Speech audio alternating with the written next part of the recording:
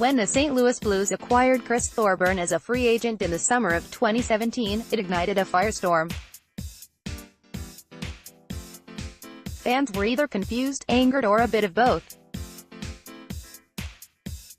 The line we were given when the Blues included Ryan Reaves in a package to Pittsburgh was the Blues were trying to get faster and did not need a grinder. Nobody has put Thorburn and Reaves in a match race around the rink, but it is safe to say you did not add speed. So, Thorburn was put behind the 8 ball right from the start. He was always going to be compared to a fan favorite. That was unfair to him because he was a completely different player. Thorburn was more of a mucker and an agitator, where Reaves is more of a pure fighter and tough guy. In theory, Thorburn could have provided more offense. His best season ever was 9 goals and 19 points. Reaves' best year was 7 goals and 13 points, which came in his final year in St. Louis. But the other side to the almost completely negative coin that was Thorburn was the Blues never had an intention of giving him a chance. They basically said, from the start, that if the team was healthy, Thorburn would only play in a select few games. As fans, we saw this as a positive. At the time, we said the less Thorburn the better. Go ahead with this plan to move on, etc. What we found was the Blues no longer had anyone willing to stick up for their teammate. When the team was flying high, all was well, but when things got tough, nobody stepped up. So, Thorburn got put into the lineup more and more. However, he has always been a player that needs consistency to get himself going. So playing in a handful of games here or there never let him get into a groove.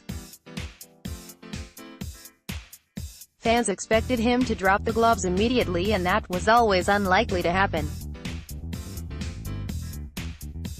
Thus, Thorburn's year ended up being a tale of 2 seasons.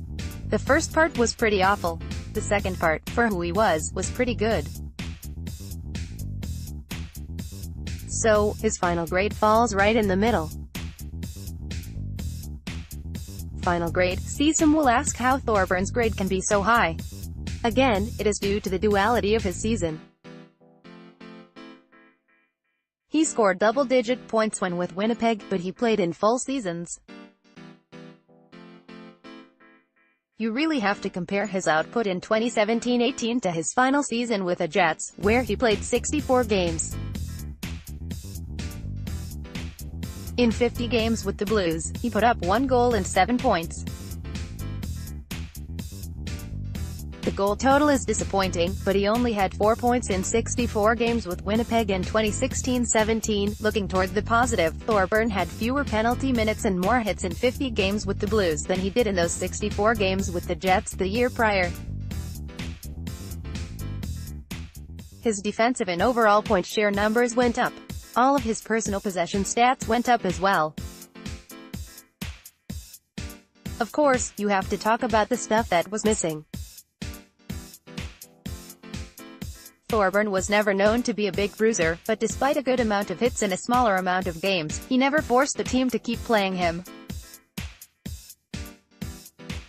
His physicality could have been a valuable asset.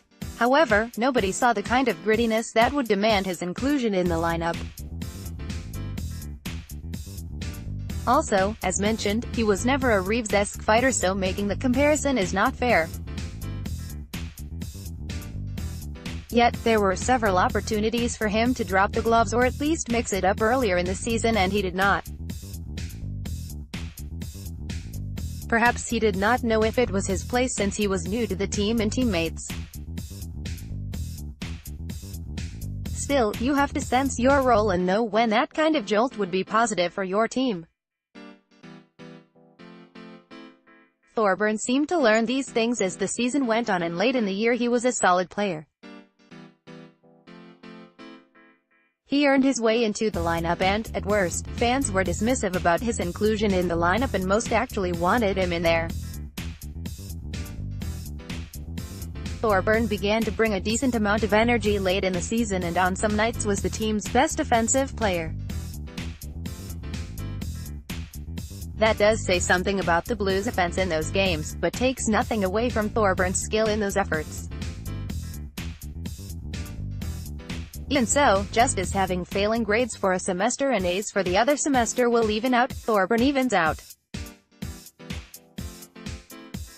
His positives were not high enough to get him a higher grade, but his negatives were not low enough to not pass. So, he falls right in the middle. Perhaps next season we will stop making comparisons and let him be his own player. Even I have to learn to do that.